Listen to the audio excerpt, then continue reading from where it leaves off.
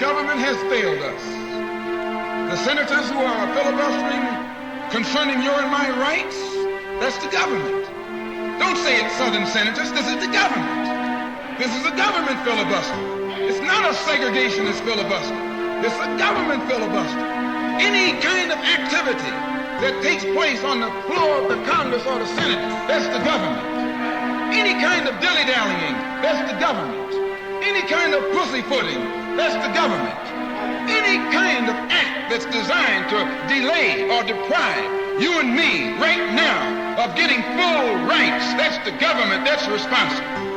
And anytime you find the government involved in a conspiracy to violate the citizenship or the civil rights of a people, then you are wasting your time going to that government expecting redress. Instead, you have to take that government to the world court and accuse it of genocide and all of the other crimes that it is guilty of today. So those of us whose political and economic and social philosophy is black nationalism have become involved in the civil rights struggle. We have injected ourselves into the civil rights struggle, and we intend to expand it from the level of civil rights to the level of human rights.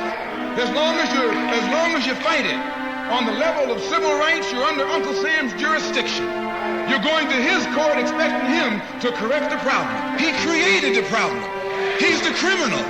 You don't take your case to the criminal, you take your criminal to court.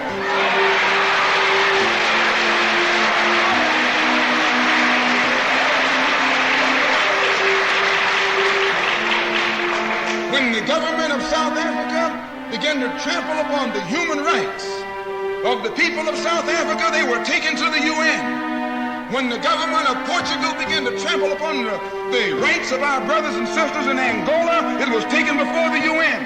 Why, even the white man took the Hungarian question to the UN, and just this week, Chief Justice Goldberg was crying over 3 million Jews in Russia about their human rights, charging Russia with violating the UN Charter because of its mistreatment of the human rights of Jews in Russia. Now you tell me, how can the plight of everybody on this earth reach the halls of the United Nations and you have 22 million Afro-Americans whose churches are being bombed, whose little girls are being murdered, whose leaders are being shot down in broad daylight? Now you tell me why the leaders of this struggle have never taken it before the United Nations. So our next move is to take the entire civil rights struggle problem into the United Nations.